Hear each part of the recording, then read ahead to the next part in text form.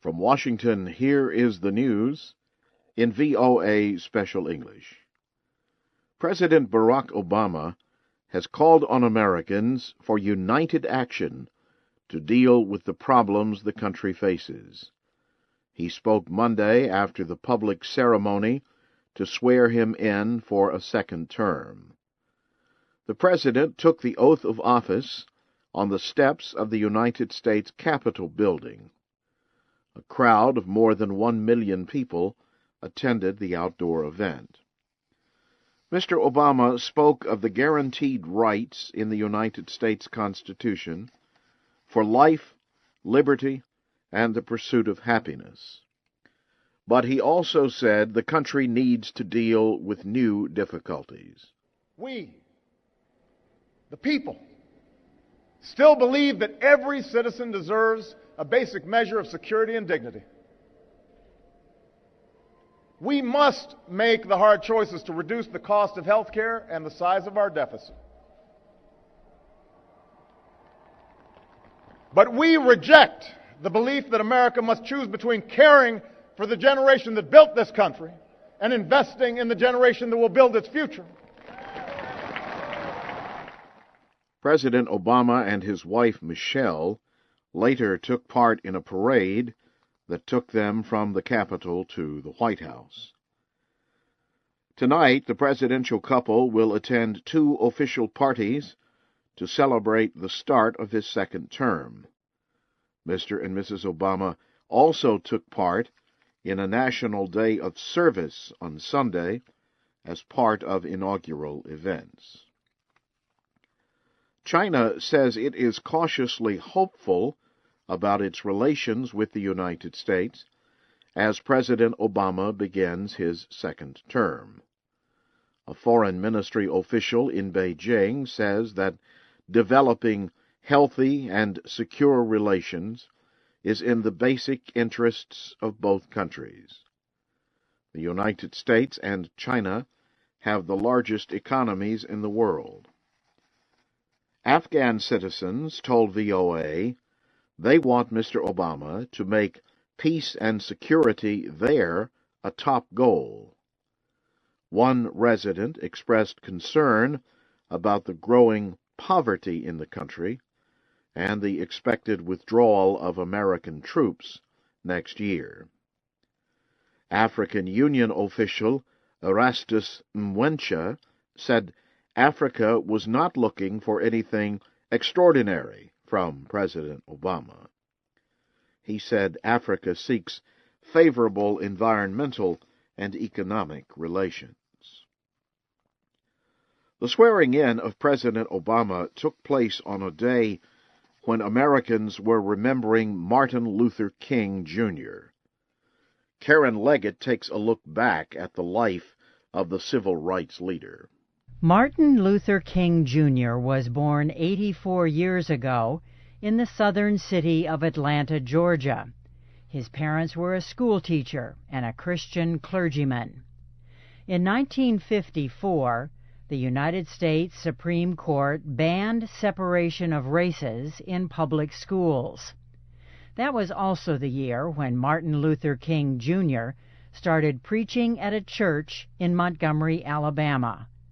King became the first president of an organization called the Southern Christian Leadership Conference.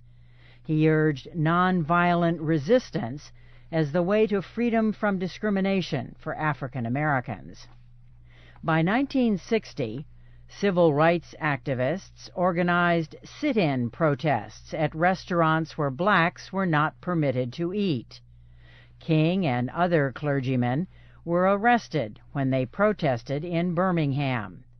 The civil rights leader wrote his now famous Letter from a Birmingham Jail on the edges of a newspaper.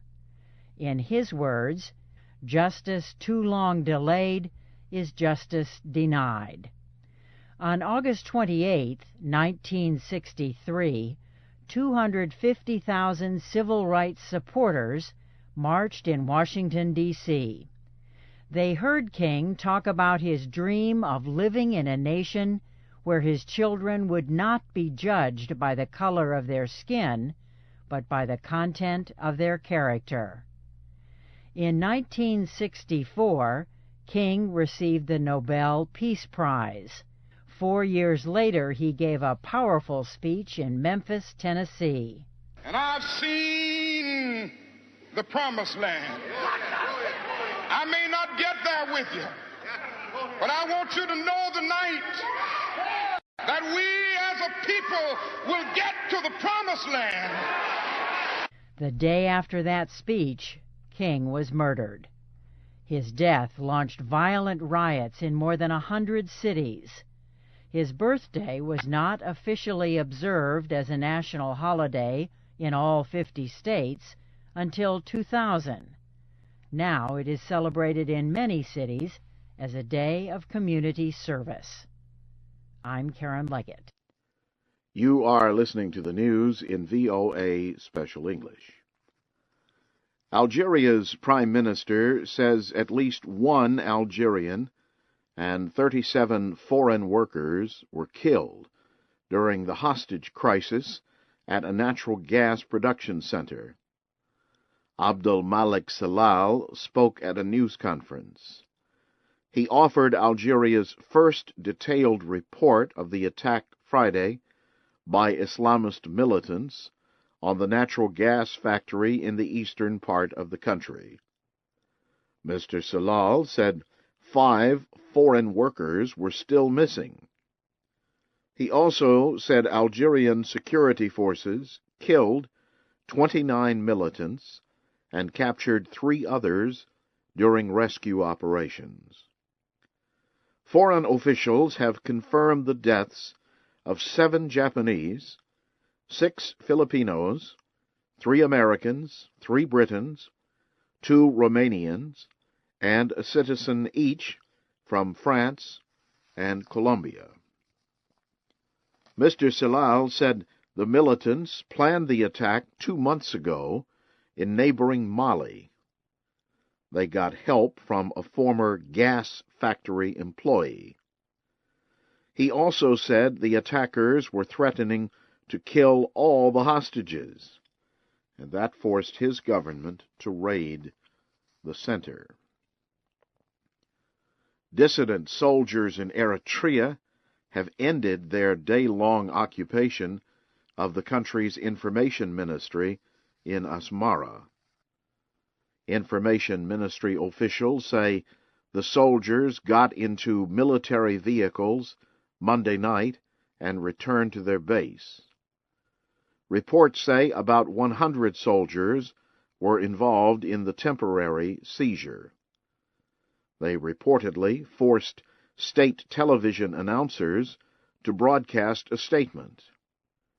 It called for the release of political prisoners and said that the 1997 Constitution would be respected. Government radio and television in Eritrea went off the air for most of the day. Normal broadcasting has returned. There was no explanation of the incident or how it was settled. The government of President Isaias Afwerki has not commented on the situation. Armed men have attacked a tanker ship carrying 5,000 tons of oil from a port in Ivory Coast. Ivorian port officials said Monday that the Nigerian-owned ship and its 16 crew members were seized late last week.